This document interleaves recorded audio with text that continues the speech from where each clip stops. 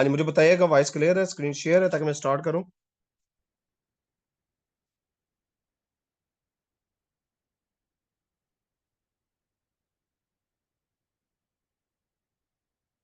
जी मुझे एक बार फिर बताइएगा वॉइस क्लियर है, स्क्रीन शेयर है, ताकि मैं स्टार्ट करूँ।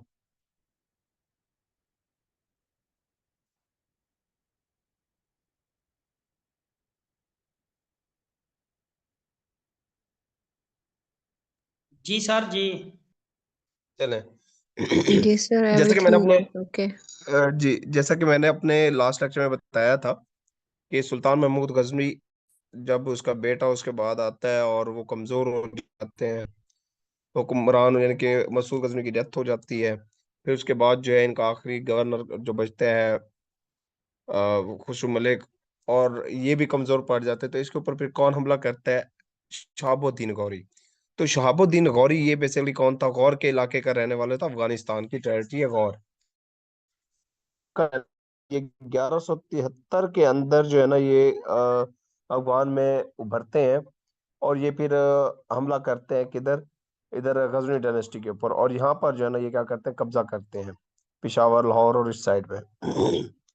अब फाउंडर कौन है पूछा जाता है जी, who is the founder of the Ghori dynasty? तो फाउंडर जो है गौरी डायनेस्टी का, वो शहाबुद्दीन गौरी। इसका असल नाम मुइजुद्दीन था। क्या था? मुइजुद्दीन। तो पूछ सकता है, क्वेश्चन में पूछता है जी, who is the founder of the Ghori dynasty? तो वहां पे शहाबुद्दीन नहीं देता, दे देता मुइजुद्दीन। तो आपने मुइजुद्दीन को ओके करना है, ठीक है, सर्कल फिल करना है। तो मुइजुद्दीन इसका असल नाम था, शहाबुद्दीन गौरी इसको बुलाया जाता था। ये जो है हमला करता है गजनी डायनेस्टी के ऊपर और कैप्चर करता है। ये 1149 में गौर में पैदा होता है, और वहां से जो है ना ये उठते हैं, और 1173 में फिर ये आगे हिंदुस्तान आते हैं, और 1186 तक जो है ना ये क्या करते हैं, अपनी मुकम्मल हुकूमत बना लेते हैं। अच्छा, जब ये आता है तो ऐसा ऐसा यानी कि देखे ना 1173 में ये इन्वेजन शुरू करता है ना। अब मुकम्मल तो खात्मा नहीं हुआ होता अभी तक गजनी डायनेस्टी का, कोई ना कोई जो है वहां पे हुक्मरान जरूर होता है। मुकम्मल खात्मा जो है वो 1186 में जाके होता है। इससे पहले जब ये आता है तो ये क्या कैप्चर करता है जी? ये 1175 के अंदर मुल्तान के ऊपर कब्जा करता है सबसे पहले। 1175 में मुल्तान के ऊपर कब्जा करता है। उसके बाद जी फिर आगे बढ़ता है, मुल्तान से ये उच्च की तरफ आता है। तो उच्च की तरफ आकर जो है ये उच्च के ऊपर हमला करता है। कब करता है जी? 1176 के अंदर।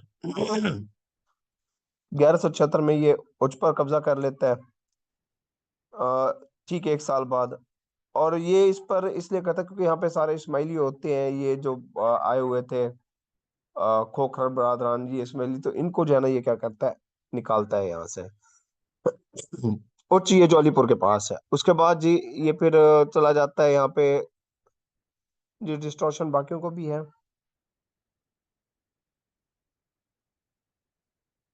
मुझे तो रिकॉर्डिंग में कोई इशू नहीं आएगा, अब बोलिएगा डिस्टॉर्शन है?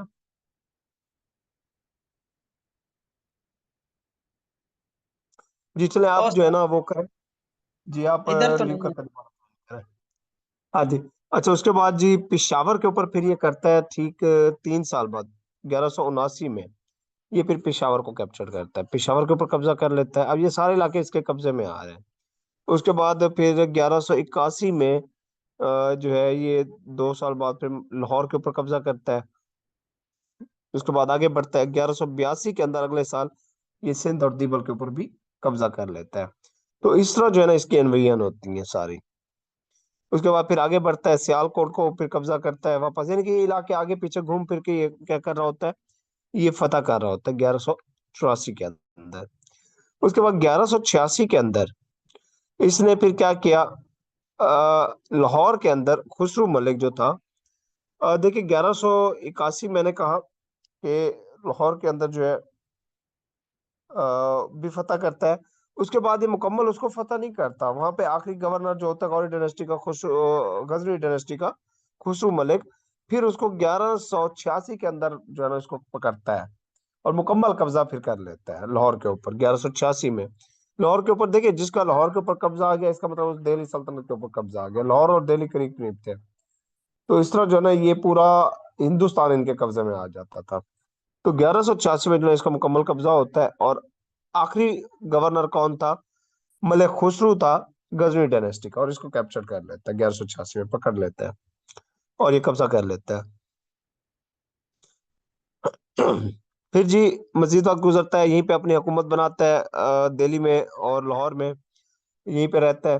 तो दिल्ली के करीब कुछ 40 मील के करीब जो है ना, दिल्ली से दूर एक जगह है टेरन। तो वहाँ टेरन के मकाम के ऊपर क्या होता है कि ये अब साफ ज़ाहिर है यहाँ पे ये हमला कर रहा है गौरी।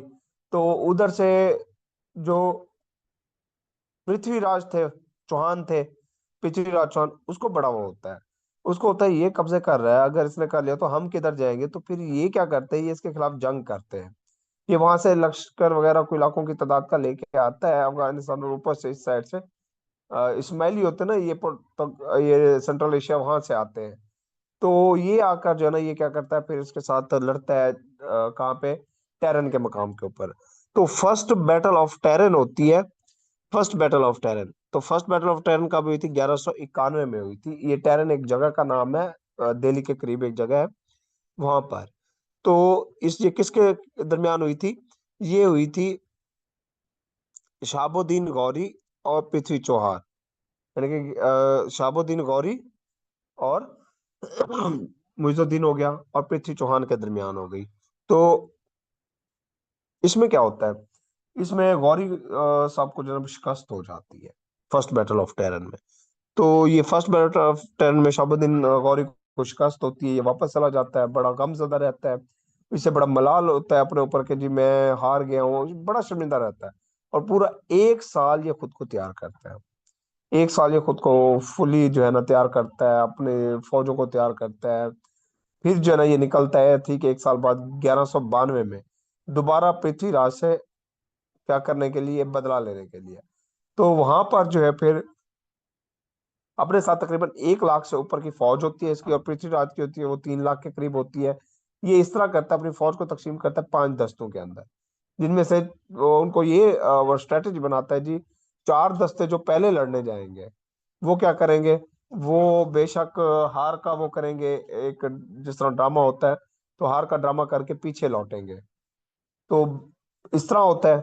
जो पांचवा दस्ता है वो बाद में हमला करेगा। पांचवा कोई तकरीबन 40-50 या 60 हजार तक का होता है, फौज का होता है।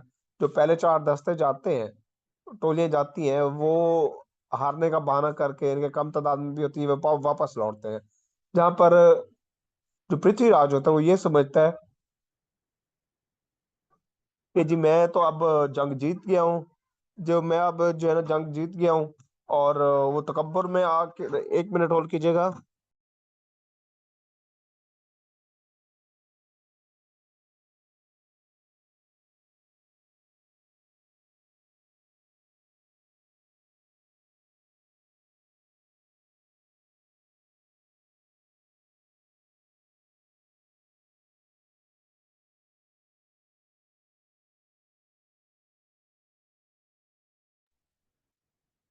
जी, तो 1192 में फिर ये दोबारा आता है। और इस तरह जो है ना वो फिर पृथ्वीराज चौहान जो है जी बड़ा तकब्बुर से, "ये हम जीत गए", ये रिलैक्स हो जाते हैं। ये फिर अपने एक और दस्ता जो आखिरी था पांचवा वो भेजते हैं, और इस तरह फिर जो है ना वो स्ट्रेटेजी के साथ वो जंग जीत जाता है शहाबुद्दीन गौरी। और इसको जो है क्या करता है, पृथ्वीराज चौहान जो है वो जंग हार जाता है। तो फर्स्ट बैटल ऑफ टेरन जो है ना ये हार गया था, और सेकंड बैटल ऑफ टेरन जो है ये 1192 में ही थी। ये कौन था? ये जीत गया था शहाबुद्दीन गौरी। और इसने फिर दिल्ली और अजमेर के ऊपर भी कब्जा कर लिया था दोबारा से। हम्म। हाँ जी, यहाँ तक अंडरस्टैंड हो गया, बताइएगा।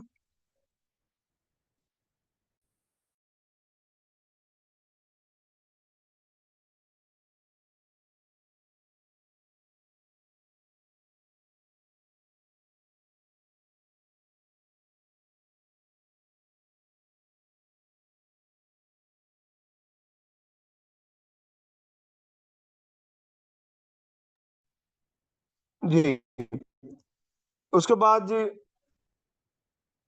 देखिएगा, उसके बाद क्या होता है कि गौरी जो है फिर वक्त गुजरता है, यही जो इस्माइली खोखर्स थे और ये सारे और चौहान थे, तो साफ जरा इन्होंने शिकस्त दी होती है इसको, गौरी ने इनको, और ये फिर आगे क्या करते हैं, इसको मार देते हैं। कब मारते हैं जी? 15 मार्च 1206 को इसको मार दिया जाता है। किसको? शहाबुद्दीन गौरी को। इस तरह गौरी डायनेस्टी जो है वो कहाँ से कहाँ शुरू होती है? शुरू होती है जी 1173 से, और एंड होती है 1206 को। 1173 से शुरू होगी, 1206 को एंड हो जाएगी। ठीक है। तो ये ड्यूरेशन था किसका? गौरी डायनेस्टी का। उसके बाद देखिएगा मजीद, इसके जो है तकरीबन कितने स्लेव थे? 4 स्लेव थे। अब शहाबुद्दीन गौरी के, अब क्योंकि इसकी सल्तनत बहुत बड़ी थी, स्लेव से मुराद ये है कि वो स्लेव नहीं थे, मतलब कि उसने इनको क्या किया होता, अपनी हुकूमत और गवर्नर बनाया हुआ था। तो जब ये पता चलता है जी शहाबुद्दीन गौरी मर गया है, तो ये फिर क्या करते हैं जी, अपनी अपनी हुकूमतों को अनाउंस कर देते हैं। एक कौन था? कुतुबुद्दीन ऐबक था। ये लाहौर और दिल्ली का बादशाह बनता है बाद में। ठीक है। इसके अलावा नासिरुद्दीन का बादशाह था, ये मुल्तान और सिंध का बादशाह बनता है। ये अपने आप को जो है ना डिक्लेयर कर देते हैं जी, हम, मैं यहाँ का बादशाह हूँ। उसके बाद ताजुद्दीन था, ये अफगानिस्तान और गजनी का बादशाह बना। और बख्तियार खिलजी जो है ये बंगाल का बादशाह बना। तो इस तरह जो है ना ये बड़ी सारी सल्तनत ये गौरी के दौर की थी। तो इस तरह जो है ना फिर क्या होता है कि ये डिवीजन हो जाती है। अब हुकूमत जो है सब कॉन्टिनेंट की बात करें तो ज्यादातर जो असर और रसूख होता है वो लाहौर और दिल्ली वालों का होता है। जिसके बाद ये हुकूमत होती है, वो पूरे खित्ते के ऊपर कर रहे होते हैं हुकूमत। तो इस तरह जो है ना ये बनते हैं। और गौरी की डेथ के बाद जो है ना कुतुबुद्दीन ऐबक जो है वो अपने आप को बादशाह मुकर्रर करता है। किसका? दिल्ली का बादशाह। तो इस तरह दिल्ली का जो पहला हुक्मरान बना था वो कौन बना था? कुतुबुद्दीन ऐबक बना था। दिल्ली का पहला हुक्मरान कौन बना था? कुतुबुद्दीन ऐबक। और इसकी ताजपोशी भी लाहौर में होती है। कब होती है? 24 जून 1206 को होती है। 24 जून 1206 को इसकी ताजपोशी होती है कुतुबुद्दीन ऐबक की। हम इसके बारे में पढ़ते हैं आगे। पहले हमने जो है देख लें कि जनरल टेन्योर। उसके बाद जी ये पहला मुसलमान बादशाह था इसका, दिल्ली का जो बना। दिल्ली की बात हो रही है, ओवरऑल तो सारे थे, बट दिल्ली में का जो बना था यही बना था पहले, कुतुबुद्दीन ऐबक। और इसी ने कहा जाता है जी दिल्ली सल्तनत की बुनियाद किसने रखी थी? दिल्ली सल्तनत आ जाए, ममलूक डायनेस्टी आ जाए, ठीक है, दिल्ली सल्तनत की बुनियाद किसने रखी थी? ममलूक नहीं कहेंगे, दिल्ली सल्तनत कह लें। बेसिकली दिल्ली सल्तनत की बुनियाद किसने रखी थी? वो रखी थी कुतुबुद्दीन ऐबक ने रखी थी। और ये क्वेश्चन पूछा जाता है। ये 1206 से शुरू हुई और 1526 तक रही दिल्ली सल्तनत। जी यहाँ तक ओके है?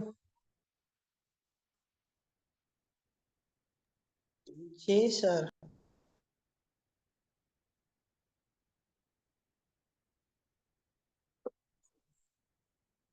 अच्छा, इसके अलावा कुछ इसके दौर की जो थी, गौरी के दौर की कुछ अहम शख्सियात थी, वो देख लीजिएगा। इनको हम पढ़ते हैं वन बाय वन। दिल्ली की कुछ अहम शख्सियात थी सारे खित्ते की, इसी गौरी के दौर की। बाबा फरीद गंज शकर, हजरत बाबा फरीद गंज शकर, ये इस बड़े सूफी बुजुर्ग गुजरे हैं। इनका असल नाम बेसिकली क्या था? मसूद था। ये इसी दौर में थे, इसी दिल्ली सल्तनत के दौर में। ठीक है, दिल्ली सल्तनत हो गया, गौरी डायनेस्टी होगी, इसी के दौर के थे ये सारे। तो बाबा फरीद गंज शक्कर जो है, इनका असल नाम क्या था? ये मसूद था। और ये जो है कोतवाल जो है मुल्तान के अंदर, कोतवाल, कोतवाल जो है ना वहां पर जो है ना ये पैदा हुए थे 1173 में। कोतवाल में, मुल्तान के करीब है कोतवाल, वहां पे। और इनकी डेथ हुई थी अजोधनपुर, अजोधन में। अजोधन आजकल क्या है? मौजूदा पाकपतन है। तो पाकपतन के अंदर है इनका मजार भी, क्या है, मकबरा भी कहाँ पे? पाकपतन में। और ये कब डेथ हुई थी? 1266 में। यानी कि 1173 में पैदा होते हैं और 1266 में इनकी क्या होती है? डेथ होती है। ये जो बड़ा इनका असर रसूख था शायरी के अंदर भी, पंजाबी और इस वाले से। तो इनका बड़ा पंजाबी के अंदर इनका बड़ा रसूख था, इसलिए इनको पंजाबी का शायर भी कहा जाता है। फर्स्ट पंजाबी पोएट भी इनको कहा जाता है, हजरत बाबा फरीद गंज शक्कर को। और ये किस सिलसिला से थे? चिश्तिया सिलसिला थे, ख्वाजा मोइनुद्दीन चिश्ती से। तो चिश्तिया सिलसिला से जो है ना ये ताल्लुक रखते थे, और उनके शागिर्द थे सिलसिला चिश्तिया के। उसके बाद जी शेख बहाउद्दीन जकरिया मुल्तानी, मुल्तान वाले जो हैं, इनके बारे में देखिएगा। शेख बहाउद्दीन जकिया मुल्तानी जो है ये कोट रोड में जो है ये पैदा हुए थे मुल्तान में, ये भी 1170 में। और ये शेख शहाबुद्दीन सहरवर्दी उनके मुरीद थे। शेख शहाबुद्दीन सहरवर्दी के जो है ना ये क्या थे, मुरीद थे।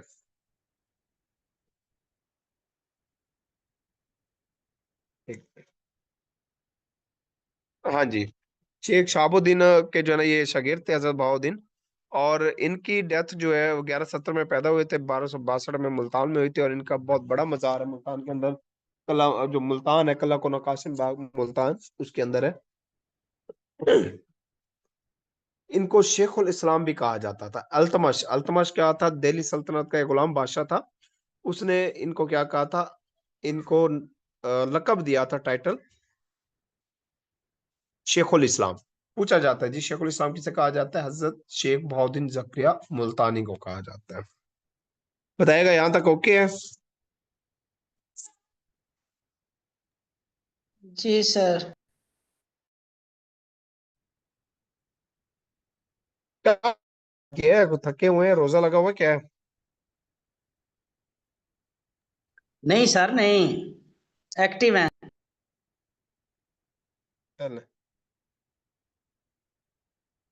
अब खुद देख ले कि तकरीबन कितने क्लास की जो स्ट्रेंथ है ना, 32 के करीब है। अब बहुत सारे बच्चे जो है ना ये कम लेते हैं, मैक्सिमम 10 12 15 ले लेते हैं। बाकी क्या करते हैं, रिकॉर्डिंग पे गुजारा करते हैं।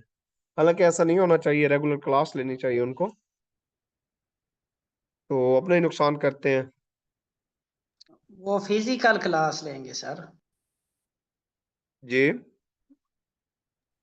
वो फिजिकल क्लास लेंगे। हाँ ये भी हो सकता है। चले, उसके बाद देखिएगा लाल शहबाज कलंदर। लाल शहबाज कलंदर जो है इनके बारे में देखिएगा। ये मुरीद थे किसके, शेख बहाउद्दीन जकिया मुल्तानी के। और इनका असल नाम शेख उस्मान मरवंदी था।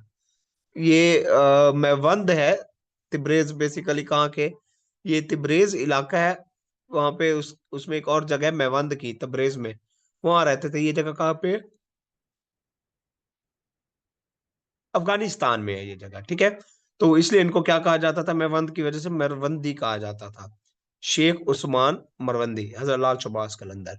अब इनको लाल क्यों नहीं इनका नाम पड़ा, क्योंकि ये बेसिकली जो है ना, जब ये हजरत बौद्ध जकिया के पास हुआ करते थे मुल्तान में, तो इन्होंने एक लाल किस्म का जो है ना एक कपड़ा पहना होता था, जिसे जुब्बा या चोला कह लें। तो वो पहना होता था, कमीज। और अक्सर पहन के रखते थे, इसलिए इनको क्या बुलाते थे, लाल बुलाते थे, हजरत बहाउद्दीन जकरिया। तो वहां से इनका नाम मशहूर होता लाल शहबाज। फिर ये जो है ना वहां से ये सिंध में चले गए, वहाँ सेवन जो है वहाँ उस इलाके में रहे। वहां पे जिंदगी गुजारी, 1264 में गए थे। और फिर 1274 के अंदर उनकी सेवन में ही डेथ हो गई थी।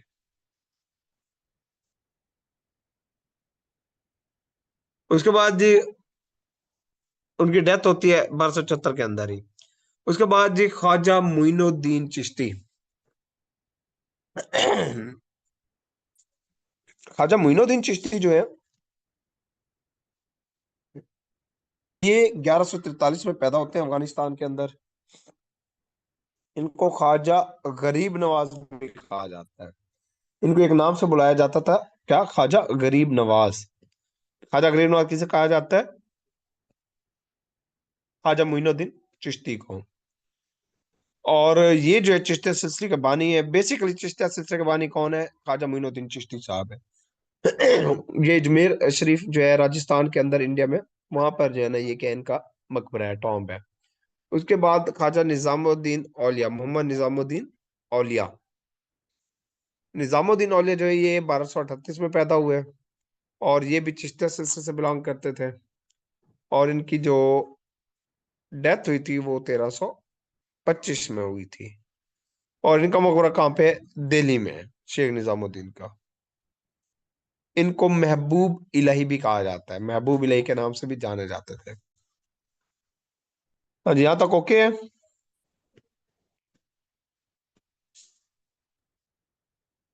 जी सर। हाँ जी, इसके बाद यूसुफ गर्देजी का देखते हैं। यूसुफ गर्देजी जो बहराम शाह था, गौर डायनेस्टी का हुक्मरान था बहराम शाह। तो उसके दौर में ये मुल्तान आए थे। ये भी बेसिकली गर्देजी साहब थे, ये भी अफगानिस्तान की साइड पे थे। और ये आए थे मुल्तान में, किसके दौर में? बहराम शाह गौरी के दौर में। मुल्तान के अंदर ये जो गर्देजी मार्केट है, 6 नंबर चुंगी है, ये सारे गर्देजी बैठे हुए हैं, बहुत बड़ी कौम। और ये सबसे पुरानी कौम है मुल्तान की, सबसे ओल्ड। ठीक है, पहले कौम यही है मुल्तान में, यही आए थे। और यहाँ से जो है ना फिर मुल्तान आगे बढ़ा था, तो गर्देज मुल्तान इनका गढ़ है। और ये पैदा होते हैं 1069 में, और 1152 में इनकी डेथ होती है, शाह यूसुफ गर्देजी की। और ये जो है शाह यूसुफ गर्देजी साहब की डेथ भी मुल्तान में होती है। और यहीं पर इनका मजार बनाया गया था मुल्तान के अंदर, शाह यूसुफ गर्देजी का, जिसको मुसलमानों के दौर का ओल्डेस्ट टॉम कहा जाता है। मुसलमानों के दौर का सबसे पुराना मकबरा किसका है? शाह यूसुफ गर्देजी का है, मुल्तान में ही है। और ये कब बनाया गया था? 1152 में।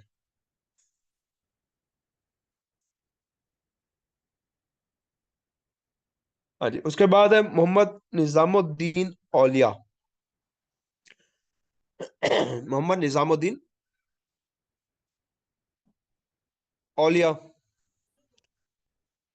अच्छा, एक मिनट। ये निजामुद्दीन औलिया नहीं, निजामुद्दीन औलिया हम पढ़ गए हैं। ये हेडिंग थोड़ी सी मैं आपको चेंज कर दूं, ये यहाँ पे गलत लिखी गई है। असल में बेसिकली ये हेडिंग थी कि जो इस दौर के जो सिलसिले थे, जो इम्पोर्टेंट जो सिलसिला था सूफियों का, वो कौन से दौर थे, ये बेसिकली यहाँ पे ये बनती है हेडिंग। आप सिर्फ ये देख लीजिएगा कि ये कौन कौन से हैं। बेसिकली इस सब कॉन्टिनेंट के अंदर जो सबसे ज्यादा अरूज पाया जिन सिलसिलों ने, वो चार थे। कौन से थे सूफी सिलसिले? चार सूफी सिलसिले थे, जिनमें सबसे पहला क्या था? चिश्तिया। चिश्तिया सिलसिला था, ये ख्वाजा मोइनुद्दीन चिश्ती साहब इनके बानी थे। सहरवर्दी, सहरवर्दी के जो बानी थे वो शेख शहाबुद्दीन सहरवर्दी थे, सहरवर्दी के। और उसके बाद कादरी का देखें, शेख अब्दुल कादिर जिलानी हो गए। जिलानी, शेख अब्दुल कादिर जिलानी। उसके बाद जो है नक्शबंदिया का देखें तो ख्वाजा बहाउद्दीन नक्शबंदिया, वो इसके बानी है।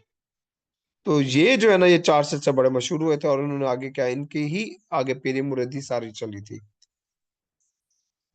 हाँ जी, यहाँ तक ओके है।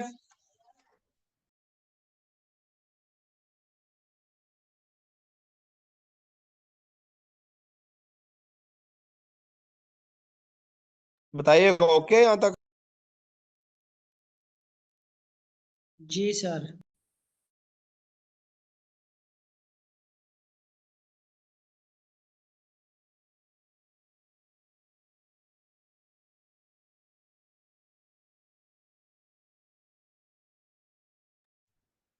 हाँ जी, अब शुरू होती है इसके बाद।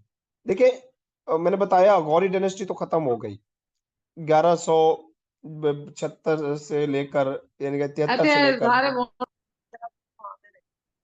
जी, और क्या कह रहे हैं? जी, तो 6 तक खत्म हो जाती है डायनेस्टी।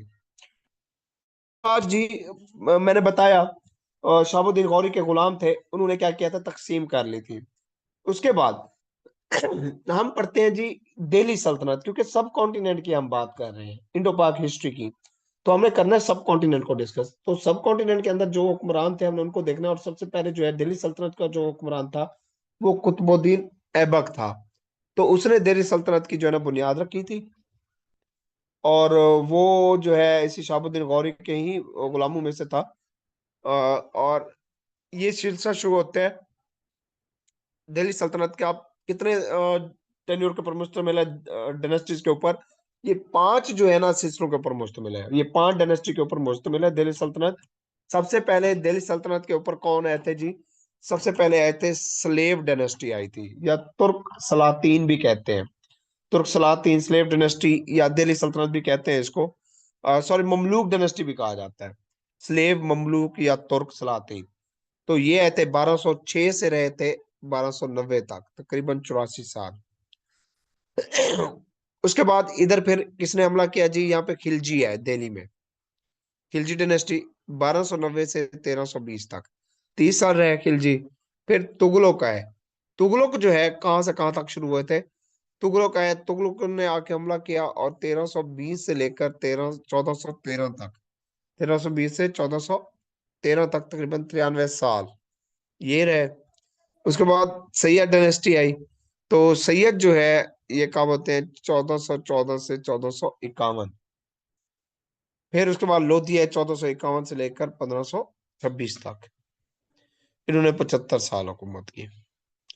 तो ये जो है ना दिल्ली सल्तनत का टेन्योर है ओवरऑल। अब हम इसको डिस्कस करते हैं। जितना आज हो सकेगा वो करेंगे, बाकी कल कर लेंगे इंशाल्लाह। बाकी अभी फिलहाल हम कर रहे हैं। यहां तक बताइएगा, आपको अंडरस्टैंड हो गया है?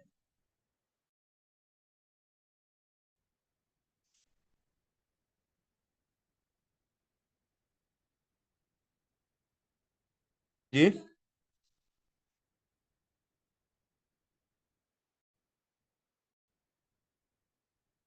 हाँ जी। चले। अच्छा, चीजें अंडरस्टैंड हो रही है, मुझे बताइएगा।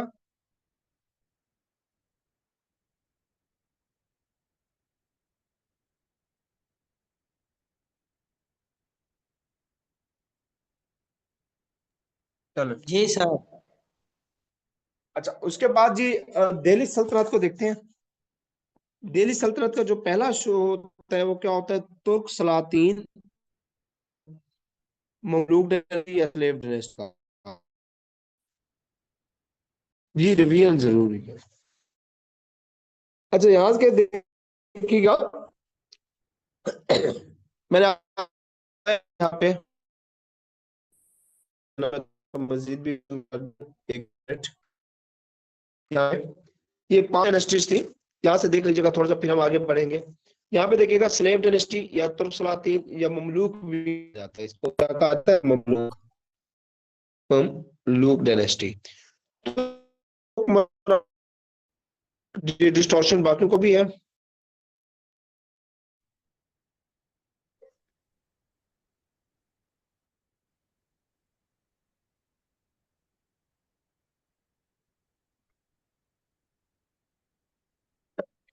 अब बताइएगा, अब आ रही है?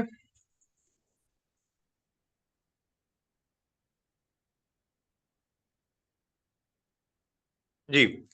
अच्छा, उसके बाद जी मैंने बताया कि स्लेव डायनेस्टी का देखते हैं। स्लेव डायनेस्टी के अंदर जो जो है पहले देख लीजिएगा, उसके बाद हम आगे बढ़ेंगे। इसको थोड़ा सा डिटेल देख लीजिएगा। स्लेव के अंदर कुतुबुद्दीन ऐबक आता है। मैं यहाँ पे वैसे लिखता तरतीब के साथ, कुतुबुद्दीन ऐबक सबसे पहले ये आता है। फिर इसके बाद जो है दूसरे नंबर पे इसका जो है गुलाम आता है, अल्तमश। ठीक है। उसके बाद जी अल्तमश की बेटी आती है, रजिया सुल्ताना। ये स्लेव डायनेस्टी की बात हो रही है। ठीक है, रजिया सुल्ताना। रजिया सुल्ताना के बाद आता है जी सुल्तान नासिरुद्दीन। यानी कि वैसे बहुत से आते हैं, हम सारे पढ़ेंगे, लेकिन ये इंपॉर्टेंट थे जो पेपर में पूछा जाता है। रजिया सुल्ताना के बाद कौन है? नासिरुद्दीन है, नासिरुद्दीन। उसके बाद कौन आता है जी? बलबन आता है। कौन आता है? बलबन। ये स्लेव डायनेस्टी के कुछ जो है ना हुक्मरान थे। स्क्रीनशॉट लेना चाहे ले सकते हैं। अच्छा, उसके बाद देखिएगा जी खिलजी की तरफ से कौन आता है। खिलजी खानदान की तरफ से सबसे पहले जलालुद्दीन खिलजी। जलालुद्दीन खिलजी आता है। जलालुद्दीन खिलजी के बाद अलाउद्दीन खिलजी।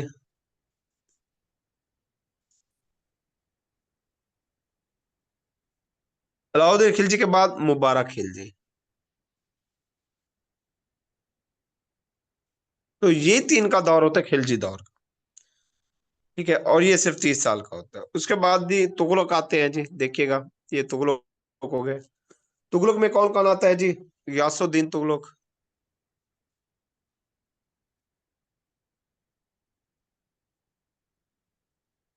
ठीक है। कौन? गयासुद्दीन तुगलक। यासुद्दीन तुगलक आता है। यासुद्दीन तुगलक के बाद जी मोहम्मद तुगलक। मोहम्मद तुगलक के बाद कौन आता है? फिरोज तुगलक। ये आते हैं, ठीक है। उसके बाद जी सैयद आते हैं। सैयद।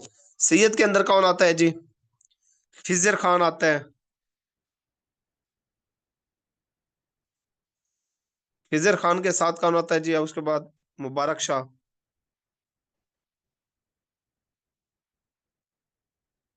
उसके बाद कौन आता है जी? मोहम्मद शाह।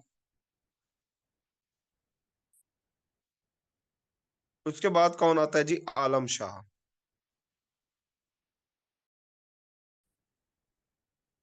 तो ये जो है ना, ये क्या है?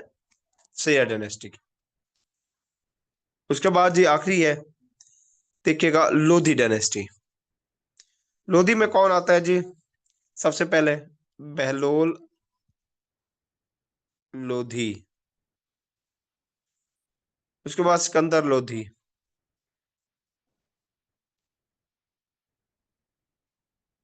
उसके बाद जी इब्राहिम लोधी।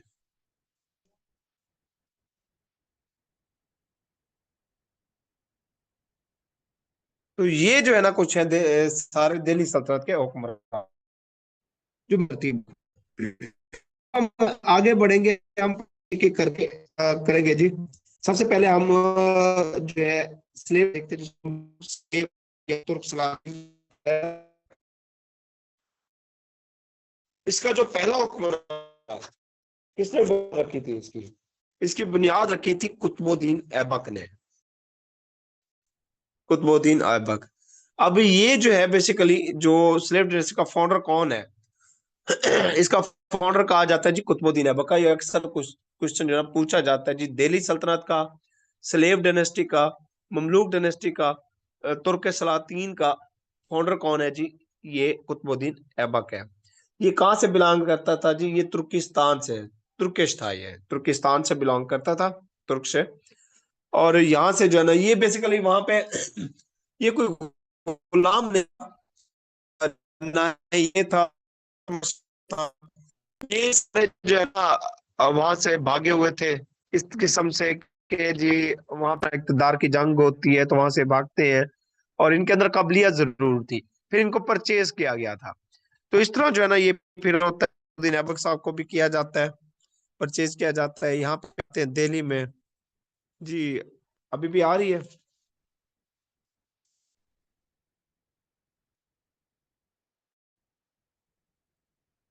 ये बताइएगा। अब डिस्टॉर्शन हो रही है?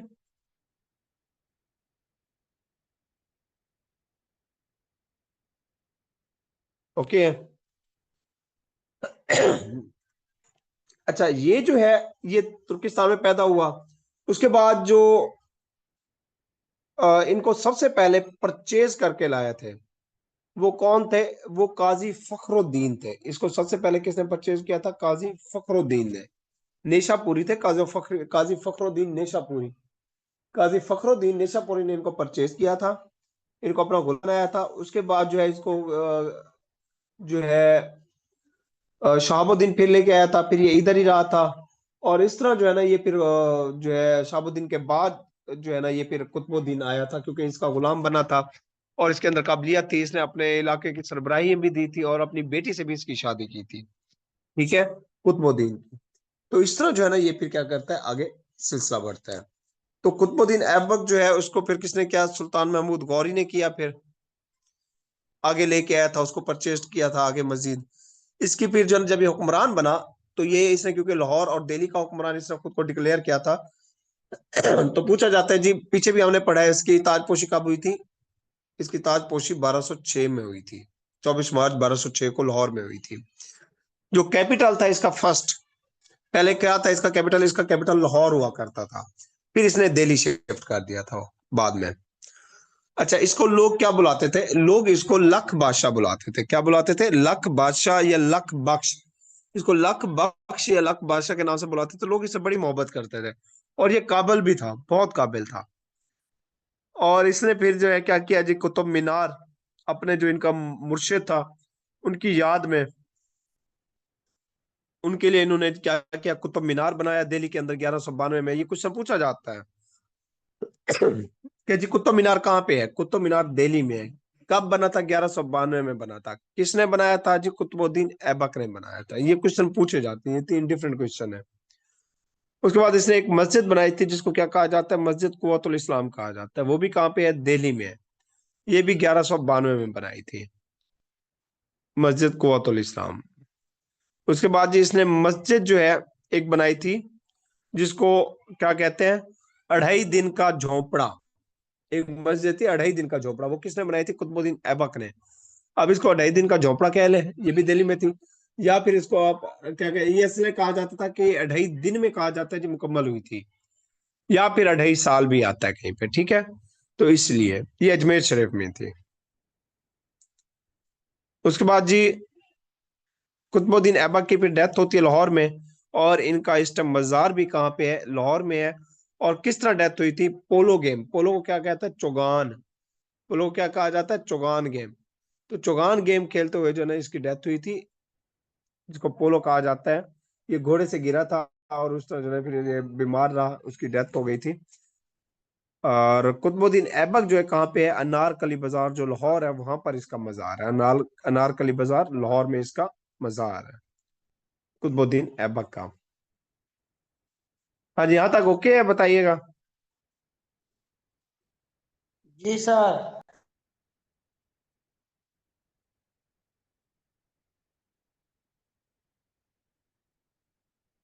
हाँ जी, जब थक जाएगा बताइएगा। उसके बाद है जी, जब ये जाएगा कुतुबुद्दीन, तो कुतुबुद्दीन के बाद कौन आएगा?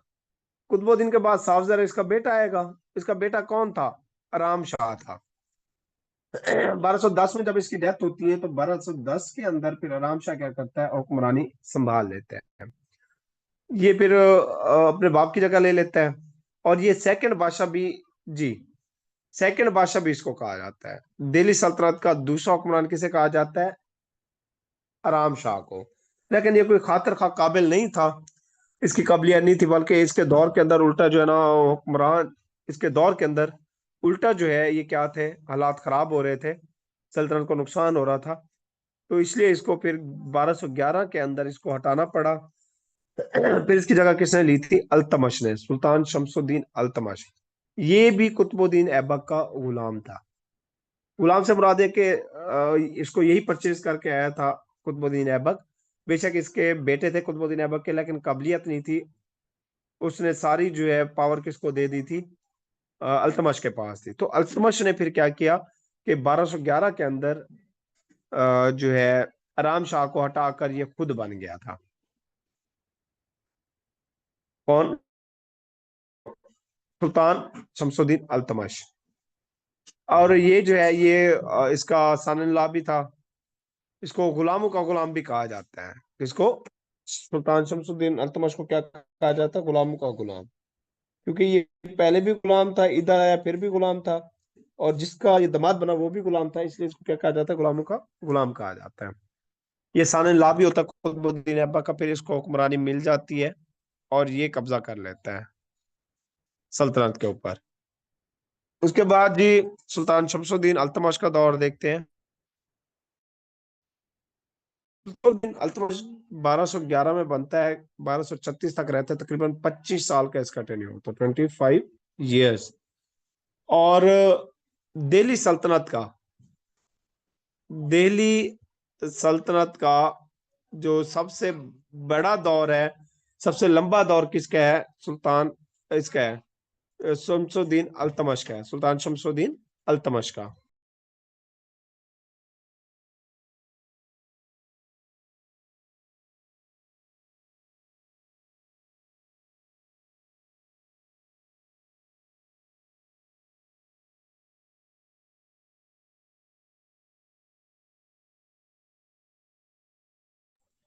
जी, उसके बाद जो है ना 1211 के अंदर ये बन गया सुल्तान शमसुद्दीन अल्तमश। और इसने जो है ना तकरीबन नॉर्दर्न इंडिया हो गया, और वहां तक जो है ना ये रहा, 1236 तक रहा था। होल्ड की जगह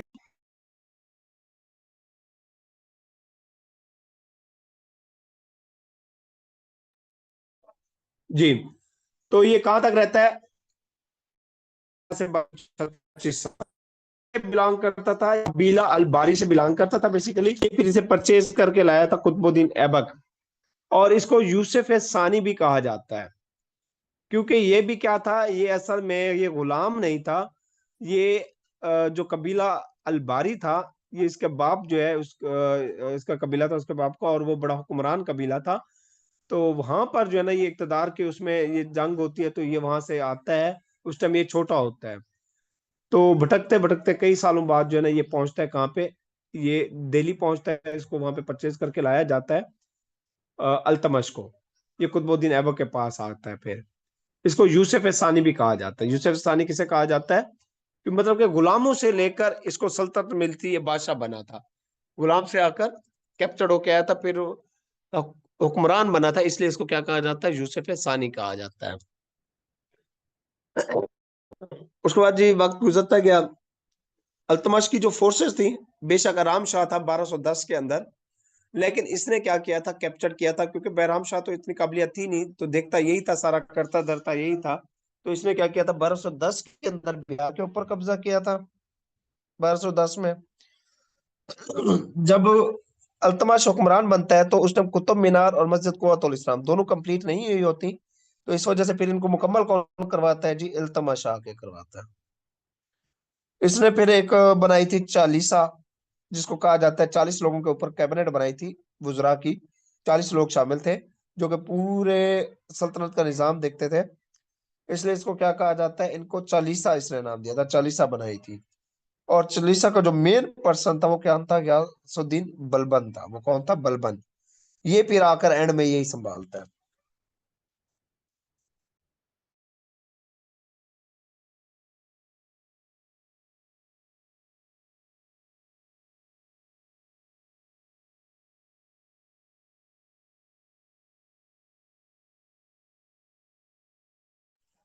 हाँ जी। उसके बाद देखिएगा जी, उसके बाद पूछा जाता है जी, टंका करेंसी थी।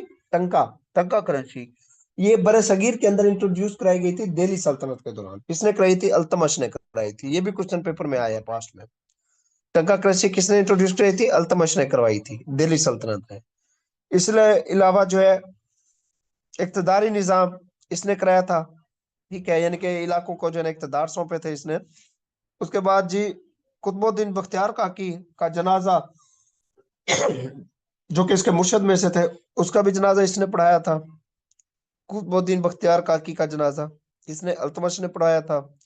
उसके अलावा 1100 सॉरी 1221 के अंदर मंगोलों ने जब हमला किया, तो इसने बड़ी स्ट्रेटजी के साथ जो है ना बरसगीर के ऊपर हमला जब किया, बड़ी स्ट्रेटजी के साथ उसने इनको शिकस्त दी और उनको भगाया यहाँ से 1221 में। चलो ये थोड़ा सा रह गया। अल्तमश जो है, इन्होंने फिर बंगाल को फतह किया 1225 के अंदर, बंगाल को। और इस तरह इसकी डेथ हुई थी 1236 में। और इसने 25 साल जो है ना क्या किया था, हुकूमत की थी कुतुबुद्दीन, सॉरी अल्तमश ने। यहाँ तक अल्तमश का कंप्लीट होता है वैसे। बताइएगा, बाकी भी सब बताइएगा, आगे करें या जैसे आप कहें।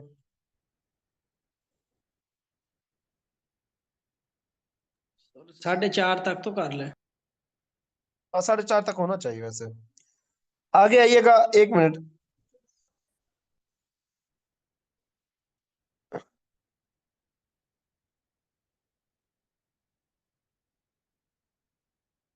Sorry, 1 minute, 1 minute, 1 minute.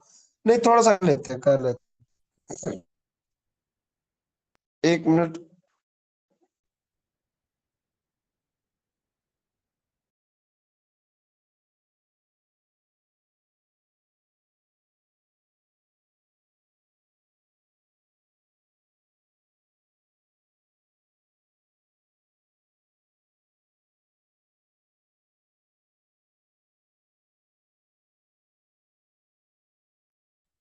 हाँ जी। उसके बाद इसके बाद जब उसकी डेथ होती है, तो इसके बाद कौन होता है, रुकनुद्दीन। वो इसका क्या होता है, बेटा होता है रुकनुद्दीन। रुकनुद्दीन इसका बेटा था। वो उसने चार्ज संभाल लिया 1236 के अंदर, और ये 1236 तक कोई 4-5 महीने रहा था, और सबसे छोटा दिल्ली सल्तनत का, क्योंकि इससे भी इक़्तिदार नहीं संभाला गया। फिर इसकी बहन ने आकर कब्जा किया था, क्या उसका नाम, रजिया सुल्ताना ने। और इसकी बहन उसने फिर आकर ये इक़्तिदार संभाला 1236 के अंदर। ये डार थी अल्तमश की बेटी थी ये। 1236 में आई और 1240 तक रही, 4 साल रही ये। उसके बाद जी ये पहली, अब पूछा जाता है first and last women ruler of the Hindu, पहली और आखिरी नाम थी हिंदुस्तान। होता है कि रजिया सुल्तान जो है, अब हुकूमत में तो आ जाती है। तो इंडिया की एक मूवी है रजिया सुल्ताना, जो कि धर्मिंदर और इमाम मालिनी की है, वो कि उसमें स्टोरी सुनाई गई है। इसको जो है ना, रजिया सुल्ताना को अपने एक गुलाम से जो होता है उससे मोहब्बत हो जाती है। उसका नाम क्या था, जमालुद्दीन याकूत। ये गुलाम से मोहब्बत हो जाती है। ये उसके लिए इक़्तिदार भी छोड़ती है पहले, ठीक है।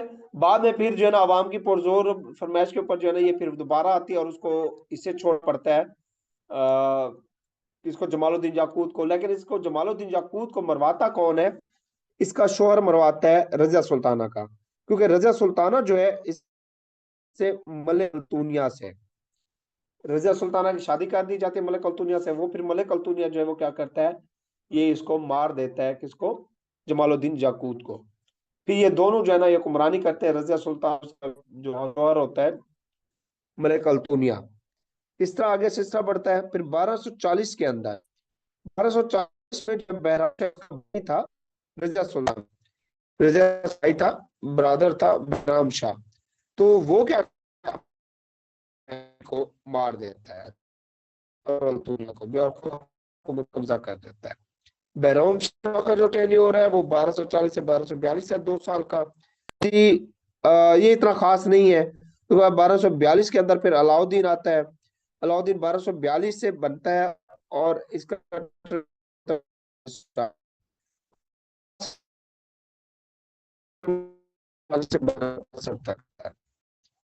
नासिरुद्दीन महमूद। नासिरुद्दीन महमूद के बाद ये भी हुक्मरानी सही नहीं कर पाता, तो इसके बाद 1266 के अंदर दिन बलबन आता है। बताइएगा ही ना फिर यहाँ तक, दिन बलबन से हम आगे पढ़ेंगे जैसे कि।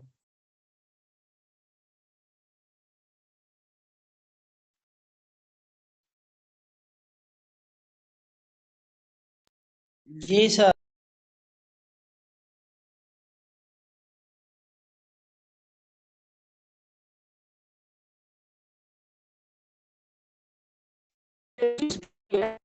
कोशिश ये इसमें हमने डीपली करना होता है।